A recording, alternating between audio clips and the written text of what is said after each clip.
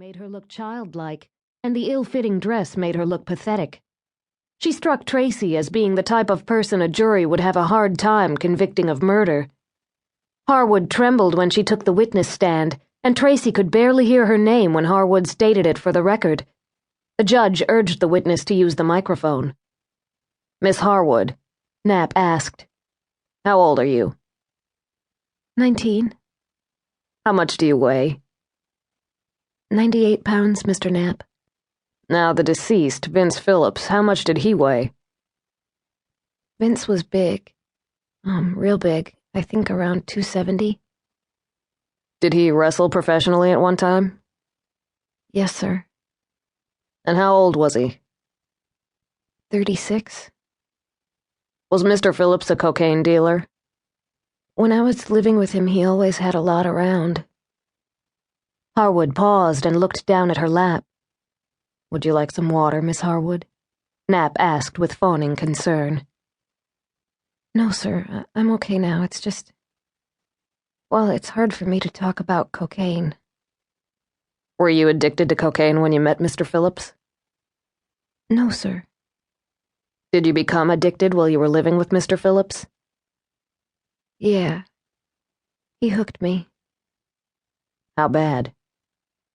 Real bad. Cocaine was all I thought about. Did you enjoy being an addict? Harwood looked up at Knapp, wide-eyed. Oh, no, sir, I hated it. What it made me become and the things I had to do for Vince to get it. What things? Harwood shivered. Sex things, she said quietly. Did you ever try to resist Mr. Phillips's sexual demands? Yes, sir, I did. I didn't want to do those things. What happened when you protested? She stopped, looked down again, then dabbed at her eyes with a handkerchief. This time, Harwood accepted a glass of water. Go ahead, Miss Harwood, Knapp said. He beat me up. Harwood's head hung down, her shoulders hunched, and she folded her hands in her lap. How badly? He broke my ribs once, and he closed my eye. Sometimes he beat me so hard I passed out. Harwood's voice was barely above a whisper.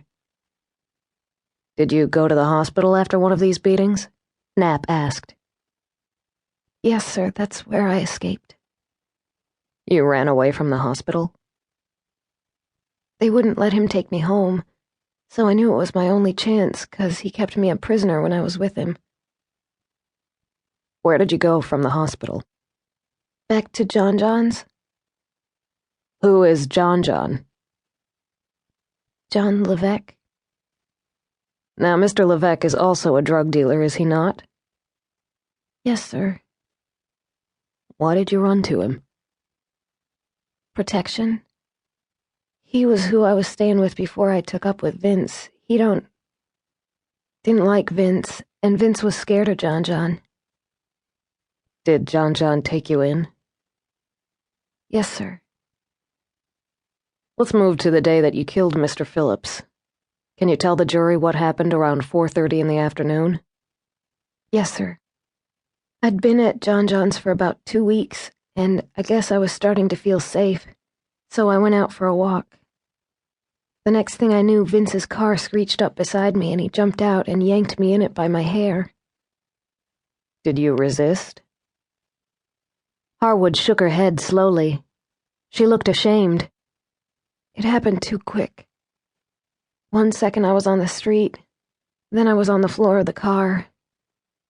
Every time I tried to get up, he'd pull my hair or hit me. Finally, I just stayed still. What happened when you got to his house? He dragged me into the bedroom. Please describe Mr. Phillips's bedroom. It's real big, with this king-size waterbed in the middle, and mirrors on the ceiling. There's a stereo and a big screen TV. And it's weird. Vince painted it black, and there are these black curtains around the bed. What happened in the bedroom? He ripped